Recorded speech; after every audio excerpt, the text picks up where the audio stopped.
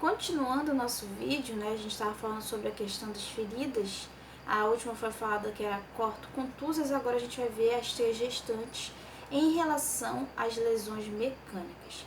Então a gente tem também as perfurantes, que é a gravidade determinada se algum órgão interno houver sido atingido e de acordo com a capacidade de sangramento dele, pois o agente causador será longo, pontiagudo e vai transfixar a pele e o órgão. Então a gente tem aquela questão da pessoa ser atingida por algum objeto e aquele objeto ficar lá e ele ter uma ação muito intensa que ele pode fazer o rompimento não só da pele, mas fazer com que haja a transfixação, que é passar, né, atravessar a pele e órgãos, e podendo ser mais grave comparado aos anteriores que também são cortantes. Porque aqui a gente vai ter que analisar duas situações. Uma é a questão da capacidade de sangramento, né? Que dependendo do local onde foi realizado esse corte, ele pode atingir alguma artéria muito calibrosa. E a artéria, ela tem um poder, tem a questão da pulsação intensa, ela vai fazer com que o sangue ele saia com uma velocidade muito maior. E aí podendo fazer com que a gravidade desse corte, a intensidade desse sangramento possa acarretar em uma complicação para essa pessoa, podendo gerar um risco de vida. Então ele se torna mais grave devido a essa questão desse objeto, muitas vezes ele fazer com que haja essa transfixação da pele e automaticamente podendo atingir órgãos vitais ou então atingir artérias que podem fazer com que esse paciente não tenha a possibilidade até de resistir até a sua ida ao hospital para que ele possa ser atendido, até que a equipe de saúde venha para que ele seja encaminhado e lá ele seja atendido.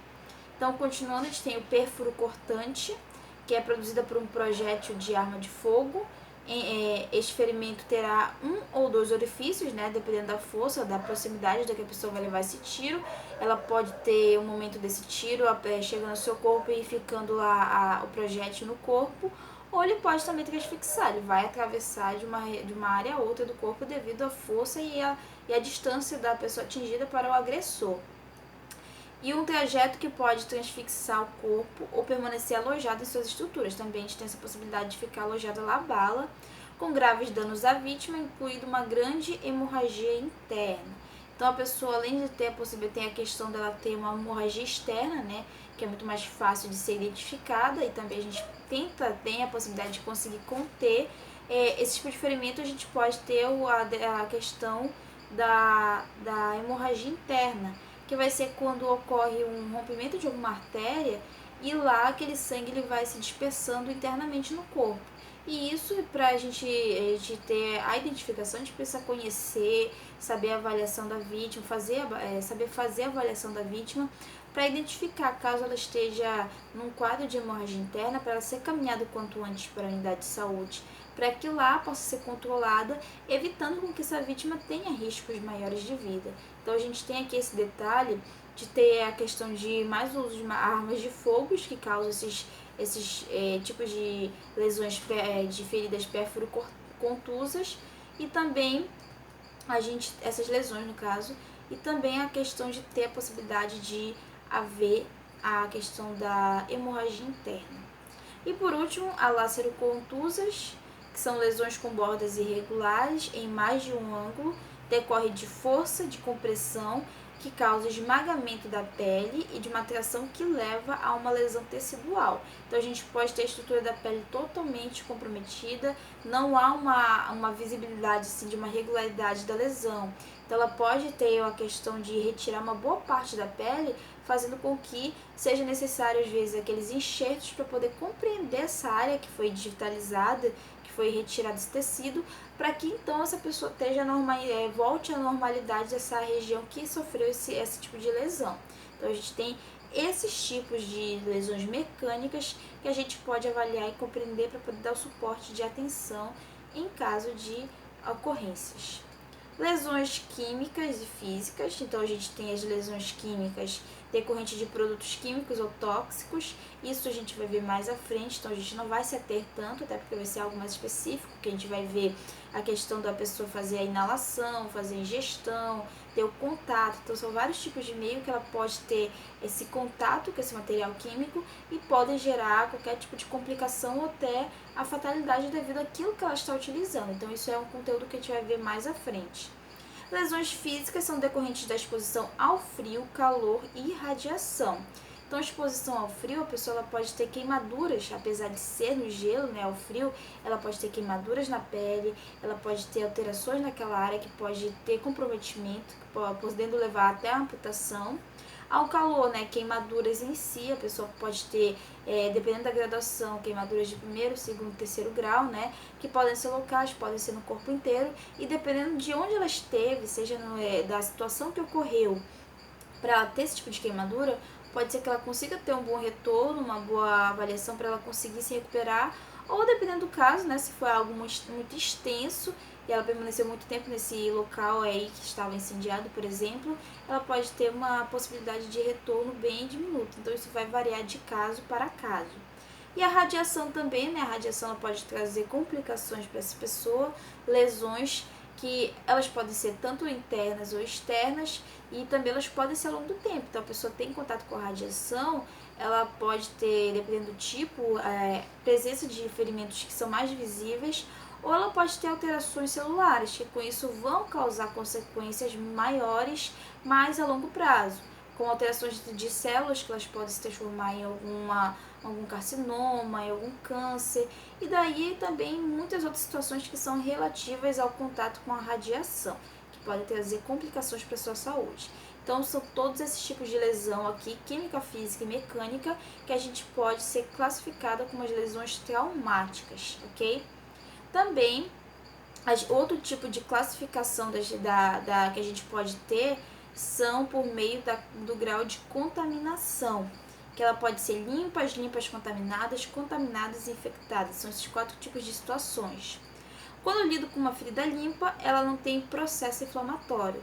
Então é aquela ferida que ela não vai ter dor, não vai ter calor, não vai ter vermelhidão, que é o rubor, que são os pontos que a gente precisa avaliar para poder entender se ela tem a questão de uma presença de alguma infecção. Então, se a gente quer saber se a ferida tá com algum fator de inflamação, a gente tem que saber se ela está quente, né? Se ela tem calor, se ela está vermelha, no caso que é o rubor, está dolorosa, né, devido à questão do processo inflamatório, está se desenvolvendo, e também se ela tem a presença de edema. São as 4 características que a gente pode ver, avaliar algum tipo de lesão e saber se ela está ou não com o processo inflamatório iniciado. Então, a ausência de processo inflamatório vai fazer com que aquela ferida seja classificada como limpa. As limpas contaminadas, elas não têm nenhum processo inflamatório aparente e apresentam um tempo de evolução inferior a 6 horas. Então aqui a gente vai ter uma certa graduação de tempo para poder ver sua evolução desde o momento em que ela teve esse processo instaurado. Então aqui a gente não tem, aparentemente, ela pode não apresentar, porém ela começa a dar indícios de alterações com a questão de 6 horas de tempo do início que ocorreu aquele tipo de ferimento. As contaminadas também não apresentam sinais de infecção e tem tempo de evolução maior que 8 horas. Então a gente tem um tempo maior fazendo com que ela desenvolva todas as características, mas inicialmente ela não apresenta esse tipo de sinal. E as infectadas observam-se intensa reação inflamatória local, né, que é por aquelas 4 características que eu citei, e presença de agente infeccioso. Então ela pode ter a presença de um vírus, de uma bactéria, de algum fungo que deve estar causando esse tipo de alteração, classificando assim essa ferida como infectada. E os cuidados, né? Para poder finalizar a questão dessa parte dos ferimentos de tecidos moles, quais são os cuidados primários que a gente deve ter diante de algum traumatismo quando a gente está lidando com alguma vítima com ele, ou até mesmo caso a gente seja vitimizado por esse tipo de situação.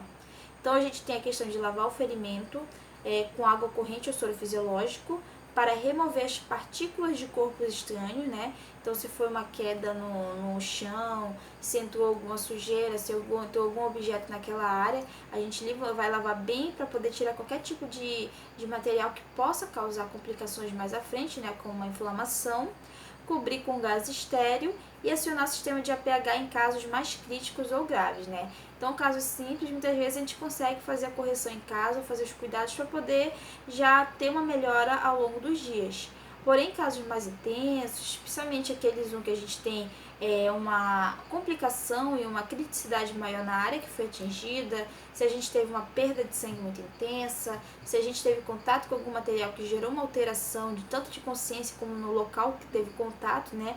Todos esses fatores que a gente tem um comprometimento muito maior, a gente vai chamar a equipe de assistência pré-hospitalar para que eles possam dar o suporte para o encaminhamento da pessoa para a unidade de saúde, para que então lá ela seja assistida, seja avaliada e possa ter todos os cuidados possíveis para poder evitar complicações quanto ao seu tipo de situação que ela está passando, ok? Então tudo isso é relativo às feridas aos tipos de ferimentos de tecido mole, né, que são vários grupos. Aqui, ferimentos com objetos empalados, só um slide porque é um conteúdo direto. Quando eu falo de objetos empalados, eu estou falando daquele objeto que ficou no corpo. Então a gente caiu, por exemplo, quem fura, tá andando no meio de uma